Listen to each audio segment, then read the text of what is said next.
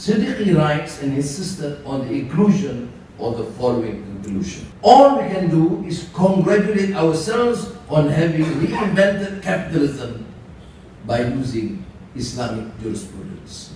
The economist stands with the poet in concluding that ever we came out by the same door where we went in.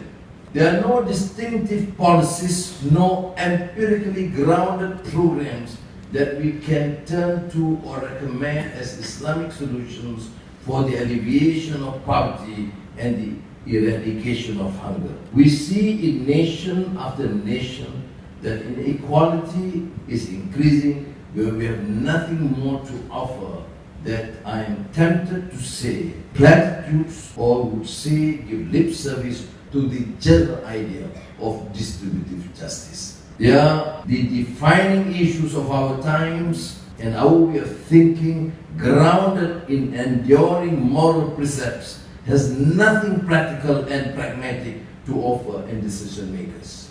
Bleak as Najatullah Siddiqui's conclusions are, they are not the end. He turns out to our challenge for the future. We have no alternative but to ground ourselves in Maqasid Sharia, to seek out the purpose, intent, and the higher objectives of Islam that are multifaceted and promote contextual and circumstantial policies suited to the diverse predicaments societies and communities find themselves in. Instead of an exclusive focus on growth, we have to look at the human condition to find sustainable dignity for all. We need growth and distributive justice. If balanced societies offering the prospects of jobs, homes, the ability to feed, raise, and educate their children are to be made real for all members of society.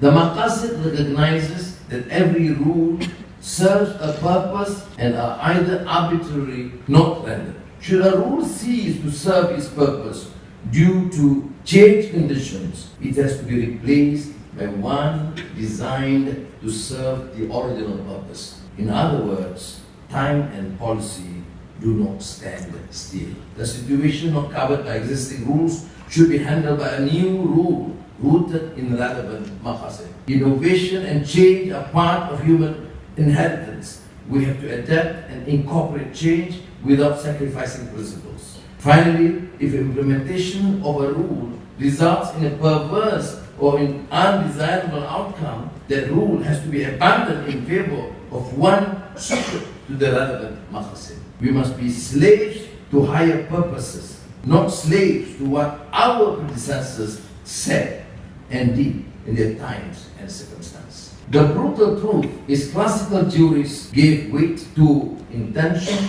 public interest, and consequences, not features contemporary Islamic scholars allow. Only this narrowing of the Muslim mind can explain how we ended up flooding our Islamic finance market with debt documents. We have to accept not only that Maqasid is a multifaceted, but it would naturally generate a diversity of opinion and practice, a threatening thought to those who venerate opinions formed in the past in circumstances that no longer apply and should not be resurrected even if they could be. The final point I would like to make is that Maqasid is a universal approach. It is not designed, nor should it ever be operated as exclusive to Muslims. What is Islamic belongs to everyone. The challenge to alleviate poverty, the eradication of hunger, is a universal humane endeavor that must engage our moral vision. The poor and hungry have a priority claim to our initiative and drive whoever they are, whether they come from whatever their racial, ethnic, religious, or community origins. A world of inequality distorts all of our humanity. Distributive justice does not mean an end to growth, that it may very well mean that new definitions of what constitutes growth, economic success, and effective monetary and social policy will have to be found. After decades of false start, it is time for practitioners of Islamic economics and finance to answer the need to society.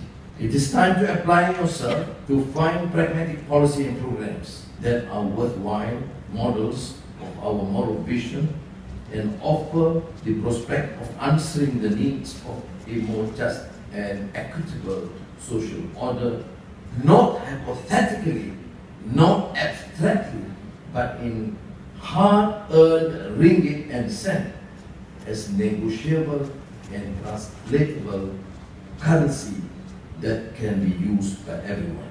You have your task set before you. I wish you successful deliberations of an entirely new kind. Maqasid. Wassalamualaikum warahmatullahi wabarakatuh.